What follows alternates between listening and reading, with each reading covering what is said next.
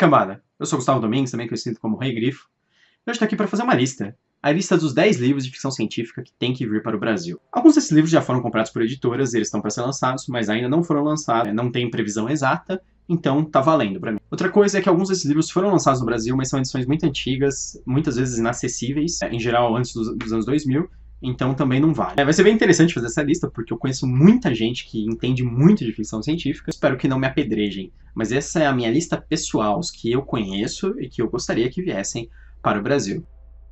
Em 10º lugar, eu escolhi The Sparrow, da Mary Doria Russell. The Sparrow, ele conta a história de um padre jesuíta que ele vai entrar em contato com aliens. Eles recebem, no ano 2019, eles começam a perceber que de uma parte da galáxia vem uma música constante, e eles começam a estudar até conseguirem encontrar onde é e depois chegar lá para entrar em contato com esses aliens. É uma história bem interessante, que tem um desdobramento interessante.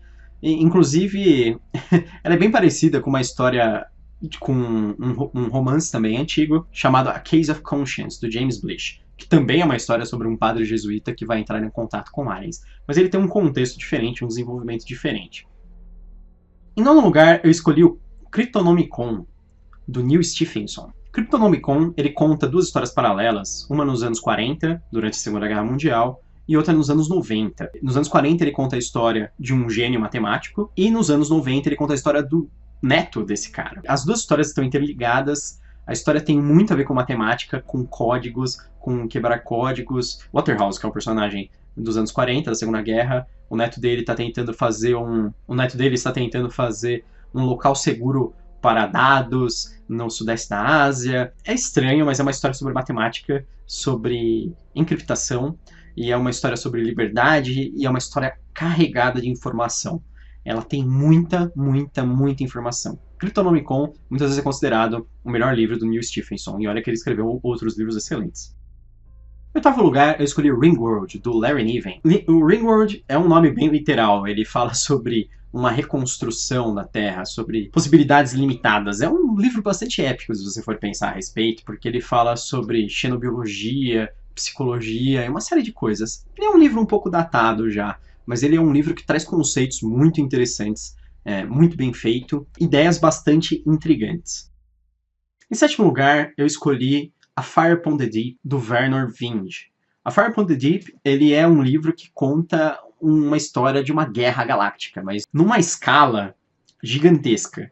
Na verdade, ele é o primeiro de uma série, chamada Zones of Thoth, e ele conta a história dessa guerra em escala épica. E, na verdade, ele conta várias histórias menores dentro dessa história gigantesca. Tem aliens, tem muita guerra, tem viagem espacial, tem civilizações semi-medievais. É um negócio bem interessante. Em 6º lugar, eu escolhi o The Forever War, do Joe Hedelman.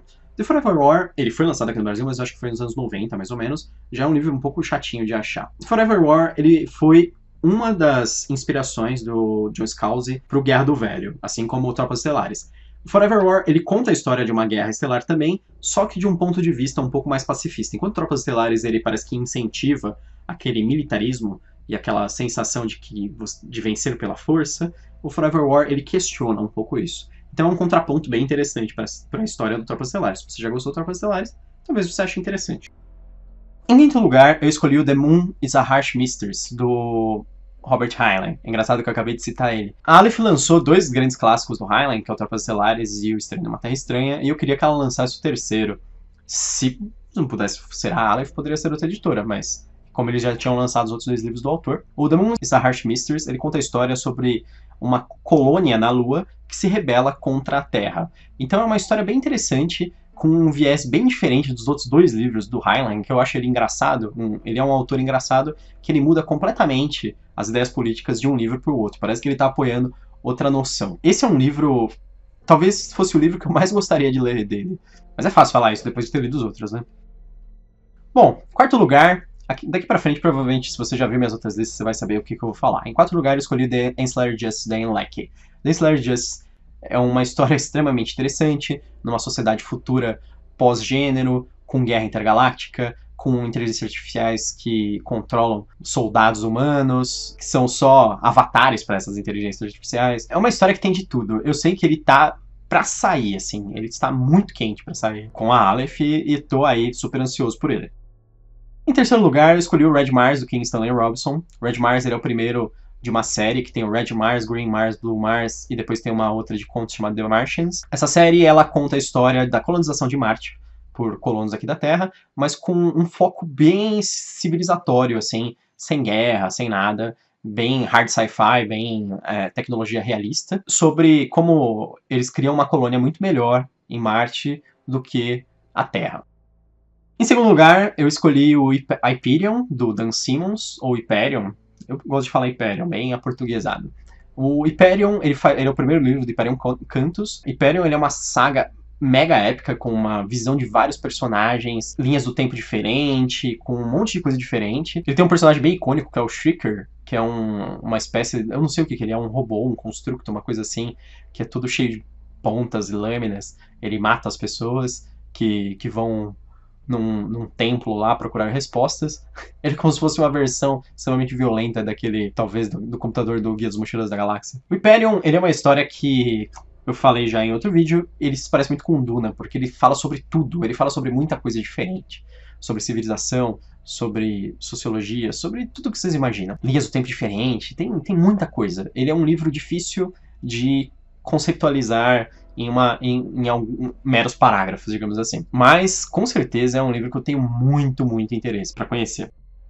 E, em primeiro lugar, eu escolhi o primeiro livro do Book of the New Sun, que é Shadow of the Torturer, do Gene Wolfe, que é um livro que dizem que é a suma das letras está para lançar. Book of the New Sun, ele conta uma história misturada entre algo entre a fantasia e a ficção científica. Ele tem um certo medievalismo dentro dos conceitos da história, mas diversas ideias da ficção científica em geral, né? Em Uma Terra Devastada, se eu fosse comparar, eu sempre lembro da Torre Negra, do Stephen King, porque ele tem uma história de terra devastada, de viagem cansativa, de autoconhecimento, só que ele é um livro muito forte nos simbolismos e na narrativa cuidadosa.